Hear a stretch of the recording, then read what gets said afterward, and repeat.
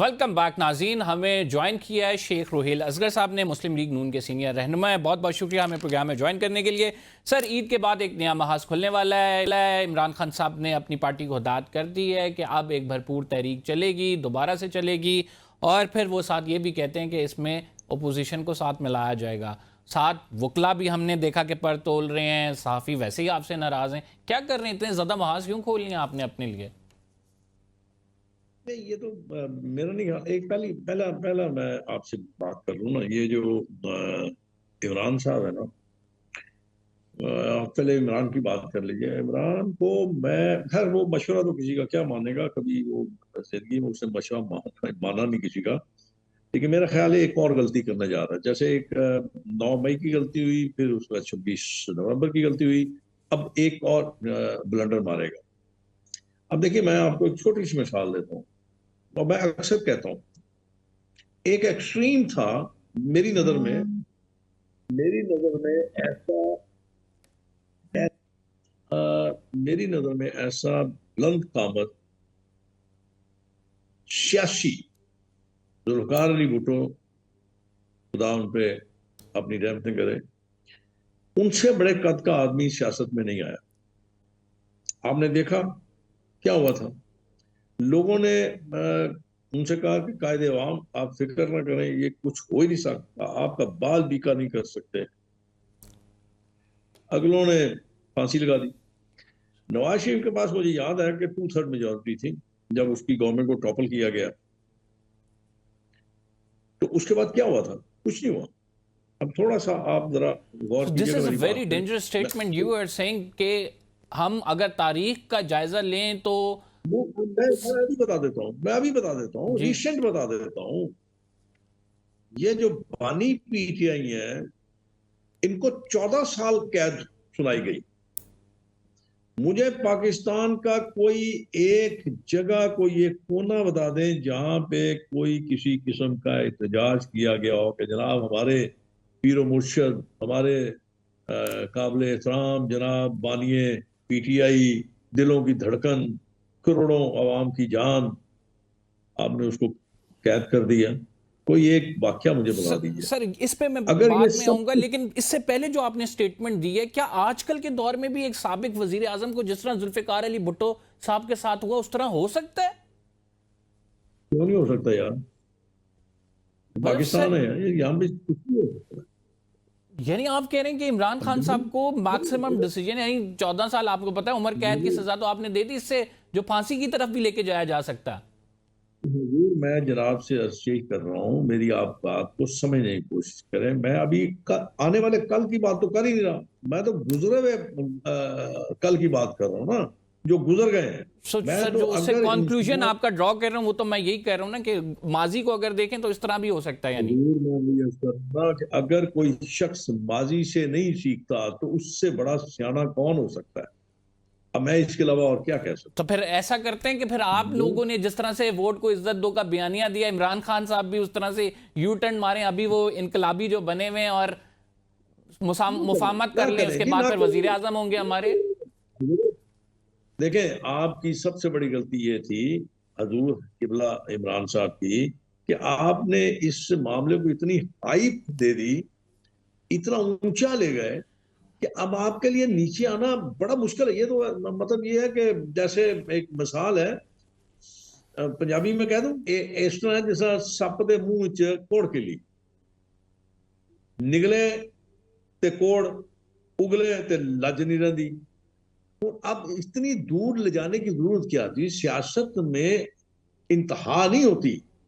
सियासत में आप सारे दरवाजे खुले रखते हो।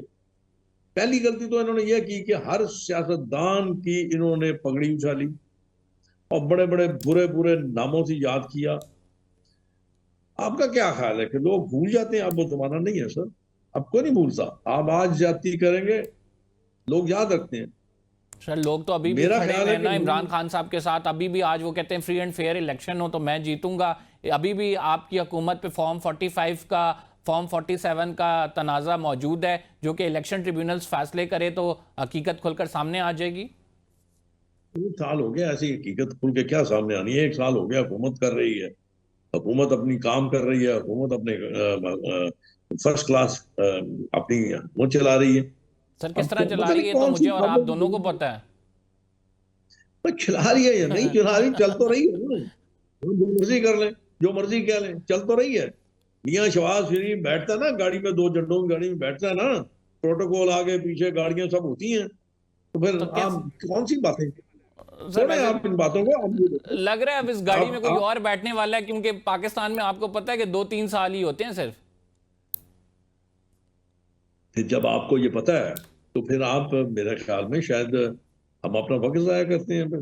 फिर जब किसी को कोई और आ लेने से फिर बात करेंगे, उस पर डिस्कस कर लेंगे, फिर उसकी जात को डिस्कस नहीं कर सर, लेंगे। वैसे माजी का आप लेकिन भी माजी की मिसालें दे रहे थे, तो मैंने भी आपको कहा कि माजी में तो यही कुछ होता है। नहीं, बहुत अच्छा किया आपने। मैं कम से कम आपकी इस बात को अपने पल्ले बांध लूं और फिर याद रखूंगा कि अच्छा ये बात तो खत्म होने वाली है, अब तो कुछ करना चाहिए, मेहनत करनी चाहिए आगे के लिए। सर वैसे तो मेरा आपको मैं आपको वैसे लगता है शेख छोटी सी साहब, you are very season politician, जानते हैं, बड़े डीपली स्टडी भी करते हैं, चीज़ों को बड़े करीब से देखा हुआ है। क्या लगता है शहबाज शरीफ जैसा बंदा, जो कि हम कहें कि सदाबहार, जिनके बारे में पार्टी में भी एक डिसीजन हो कि वो खुल खुल के कहते हो कि मैं तो मफाहमत करके चलने वाला बंदा हूँ, मुझे लड़ाई झगड़ा नहीं पसंद, तो वो कोई ठीक है। चेंज लाएगा? पूरे 5 साल गुजार जाएगा? देखें जैसे वो जो आपने उसकी स्टेटमेंट्स बताई हैं, इससे अच्छा आदमी और कौन हो सकता है जो सबके साथ मफाहमत के साथ चले, सबको साथ लेके चले। और अगर किस्मत उसकी यावरी कर गई तो एक क्लिक की बात होती है ना। पाकिस्तान अगर तरक्की के मैं अक्सर अक्सर ये कहता हूँ कि आम आदमी की रिश्तेदारी नहीं है किसी के साथ, उसकी सिर्फ रिश्तेदारी अपने पेट और अपने बच्चों के साथ है। आज अगर उसकी आप रोटी पूरी कर दें तो आपके नारे लगाएगा यार, क्यों आपके खिलाफ बातें करेगा। अगर आप उसका बिजली का बिल ठीक कर दें, आप गैस का बिल ठीक कर दें, उसकी तफसील ठीक कर दें, आप उसके रोटी को सस्ता कर दें, आप उसके बच्चों के लिए स्कूल सस्ते कर दें, आप उसके लिए उसकी तिबी सहूलियात उसकी बहाल कर दें, तो ये सब नून लीग शहबाज शरीफ जिंदाबाद। साहब कर देंगे? करना चाहिए। अगर उसने सियासत करनी है, आइंदा के लिए भी उसने आवाम के दिलों में रहना, तो फिर ये करना पड़ेगा नहीं उसको। चाहिए तो अगर नहीं सर करेगा तो सबको फिर चाहिए जो भी वजीर आजम आए, लेकिन ये करेंगे या नहीं? What do you think? मैं तो कह रहा हूँ कि करना चाहिए, करना चाहिए उसको। अपनी सारी एफर्ट्स, अपनी सारी यू डाउट ऑन जो हिज स्किल्स इंटेलेक्चुअल, सर? कि उसको आपको फोकस अभी इस पे अभी करना अभी तक आप ये कॉन्फिडेंट नहीं है कि वो कर लेंगे? ऐसा आप कह रहे हैं? हो सकता है करना चाहिए, हो सकता है कर लें, लेकिन चाहिए। पॉसिबिलिटी है, हो सकता है कुछ भी हो जाए। देखिए किसी वक्त भी क्लिक हो सकता है ना, कुछ भी हो सकता है। आपके यहाँ तेल निकल सकता है, आपके यहाँ सोना निकल सकता है, आपके यहाँ बहुत कुछ निकल सकता है, कुछ भी हो सकता है। आप इतनी बहादुरी दिखा सकते हैं कि आप ईरान से तेल ले लें, आप इतनी बहादुरी दिखा सकते हैं कि आप ईरान से गैस ले लें, तो कुछ भी पॉसिबल है यार। तो जब ये चीजें आपके सामने आ जाएंगी, जब अच्छा शेख साहब, ये तो मुझे बताएं कि आपके सीनियर लोग क्यों बड़े नाराज हैं? जैसे हम फिर आप इलेक्शन में चले जाइए। ठीक ठीक शेख साहब, ये तो बताएं कि आपके सीनियर लोग क्यों बड़े नाराज हैं? अगर बात करें हम, शाहिद खकान अब्बासी छोड़ के जा चुके हैं, मुफ्ता इस्माइल छोड़ के जा चुके हैं, खुर्रम दस्तगीर साहब कहते हैं कि नवाज शरीफ साहब उनसे मुलाकात नहीं कर रहे, तो क्यों आखिर जो सीनियर क़यादत है उसको उस तरह का वेटेज क्यों नहीं दिया जा रहा? असल में हमारी एक प्रॉब्लम है, हमारी सी बदकिस्मती कह लीजिए, प्रॉब्लम कह लीजिए, आदत कह लीजिए, हम बहुत तौक़ुआत बस्ता कर लेते हैं। अब देखिए जैसे मिसाल के तौर पर, किसी की बात नहीं कर रहा, मैं अपनी बात कर लेता हूँ। मैं अब पार्लियामेंटेरियन तो नहीं हूँ, इसलिए मेरी कोई इतनी वैल्यू तो नहीं है, और इतना को खास को मेरा दिमाग भी नहीं है। और सबसे बड़ी जो गलती है वो ये है कि मैं सच बोल देता हूँ। अब ऐसे लोगों के लिए तो कहीं भी जगह नहीं होती ना, तो इसलिए मेरे ख्याल में इतनी ज्यादा तवक्कुआत नहीं लगानी चाहिए, अपने आने वाले कल पे फोकस करना चाहिए, लेकिन अपनी सर कॉन्स्टिट्यूंसी वफादार में फोकस करना साथियों की भी चाहिए। तो ज़रूरत रहती है ना, ज़िंदगी के हर मोड़ पे आपको वफादार लोग अपने साथ चाहिए होते हैं।